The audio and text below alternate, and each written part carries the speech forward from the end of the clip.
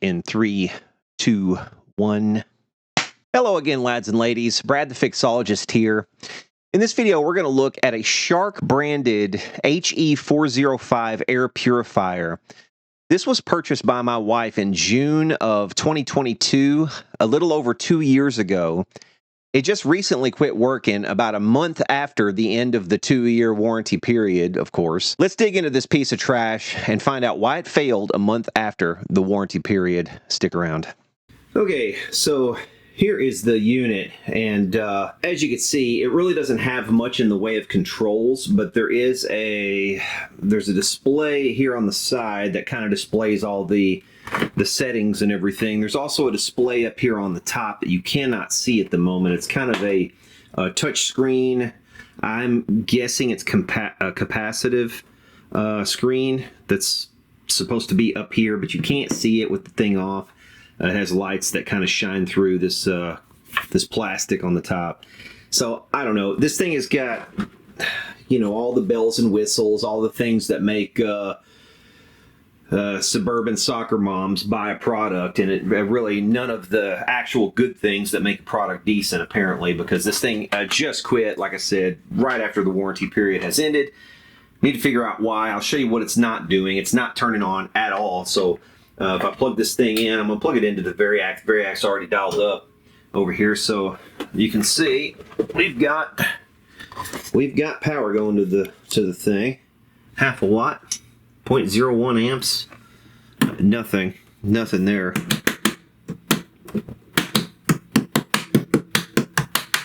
It's actually changing as I touch the screen up here, so maybe it seems like perhaps, and it seems like as I'm, oh, there it goes. There it goes. It actually just started out of the blue. I don't know why.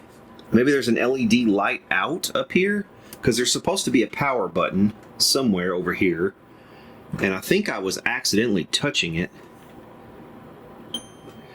But you can see what I mean. This thing has got like a little touch screen here. It's kind of just a frou-frou little screen. The fan's working. Okay, so we actually do have a working unit, apparently.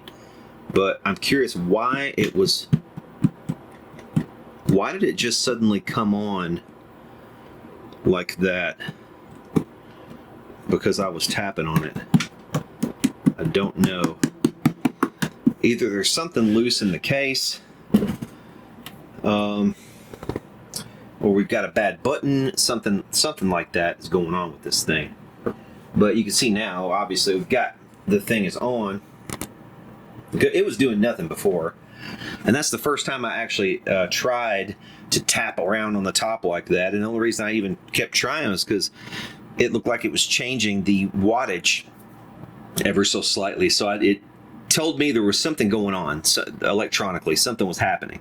So why, though, isn't this thing showing a power button? Because I think there's supposed to be a red power button somewhere up here. I'm just going to tap around on it and see if I can find the power button.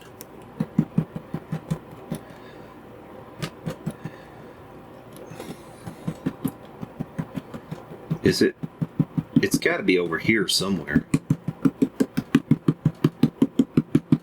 Is it something you have to hold for a couple seconds? Is that what it is? I'm going to look at some pictures of this unit, online photos that I can find. I want to see where that power button is. I was thinking it was down here in the corner somewhere from the photos I saw, but apparently not. I don't know. But it's obviously not lit up, and I don't know why. So I'm gonna have to figure this part out. Okay, sorry for any background noise. I've still got that machine back there running. I'm kind of afraid to turn it off at the moment because I'm not sure if I can get it back on. And I don't know if I want to do any more troubleshooting to it. But here is the HE400 series manual. And here's what's funny. It gives you a troubleshooting. It says troubleshooting. Where is it? Right here. Okay, troubleshooting. My air purifier is not powering on. What should I do? Make sure the unit is plugged in and that the outlet works. Press the power button to start air purification. It's like, dude, I just told you it's not powering on. You know what I mean? Oh, it's so stupid. Make sure the filter cover is properly installed.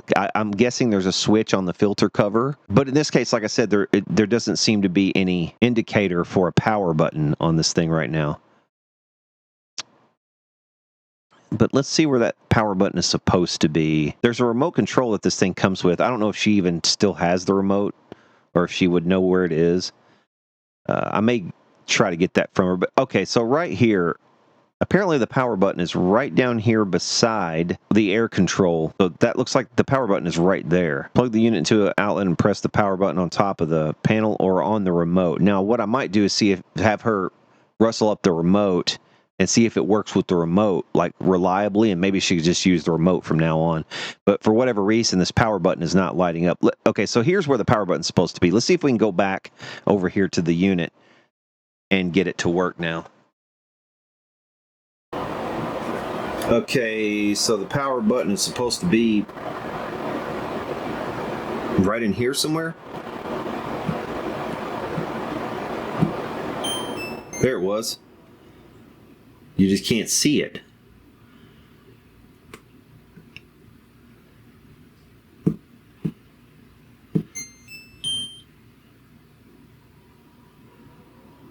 Okay, the power button is not lit up anymore. And I don't know why. There's going to be maybe it runs on a separate LED that has to remain on. That's probably why it's blown out or dead. I'm betting there's an LED for the power button that has just burned itself out. But the button is right here-ish.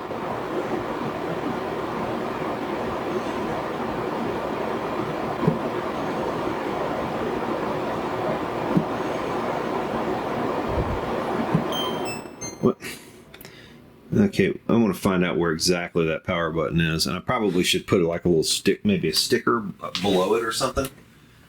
It is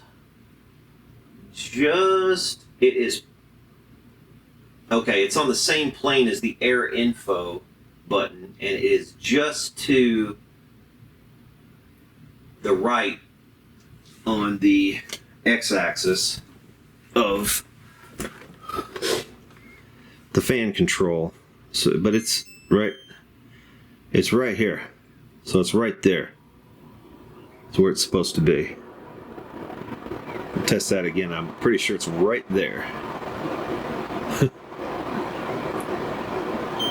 Yep, right there. Okay. All right, so it's working, but the power button is burned out. So, I mean, this might be a common problem. Like I said, I'm sure there is an LED probably in there that lights up that back panel. The best thing to do here probably is just put a piece of tape right below where the power button is and let her just understand that's where the damn thing is. And then to use the remote. I think that's fine. That's what I'm going to do. Now, sometimes on equipment like this, on this household appliance stuff, you know, it's going to be worth your while to try to fix something properly. In this case, I don't see it. The only reason to even try to fix this thing is because it's like a $300 machine. It's $270 something, I think, if you were to order one new. But to have this issue happen, like literally a month after the end of the 2-year warranty, you know, what do you say about something like that? I mean, of course that's what happens. She had also just ordered a filter, a new filter for it. Of course, that's also going to be the time that it breaks, after you order the filter. So here's what I'm thinking. Here's the best course of action here. This is the easy fix right here, the non-electronic invasive fix that requires me to take this thing entirely apart, which I'm not going to do this time around. I just put a couple pieces of tape here indicating exactly where that power button is, the one that's not lit up. And I can tell you why that burned out. It's because that power button has to stay on all the time. It has to stay on not only when the thing's on, but also when the thing is off to tell you where to press. They could have very easily just made a standard traditional clunky click-clack power button instead of this pseudo-sexy, you know, Apple wannabe bullshit that suburban soccer moms are going to find attractive. And also, you know, soy boys with no troubleshooting skills and no experiences, you know, in actually troubleshooting things electronically. I don't want to see the controls. I want it to be sexy. Well, I'm sorry. I like for my women to have tits, and I like when you press on them, I like them to make noise. I'll edit that out. Yeah, this just goes to show how stupid some of the stuff is now. You know, you overpay for stuff. It's over-engineered. It's engineered in such a way that makes it easy to break. It breaks right outside the warranty period. And this kind of stuff, it just happens every single time. And the next time that something goes out on this, I am going to open it, have to crack it open and get inside of there. And when I do, that's when we will go in and fix the LED that's probably burnt out on that board. So anyway, hope you've enjoyed this. Hope it helps you get your Shark going that is displaying nothing on the top and you can't even tell where the power button is. So that'll do it. Hit subscribe below and we'll see y'all later.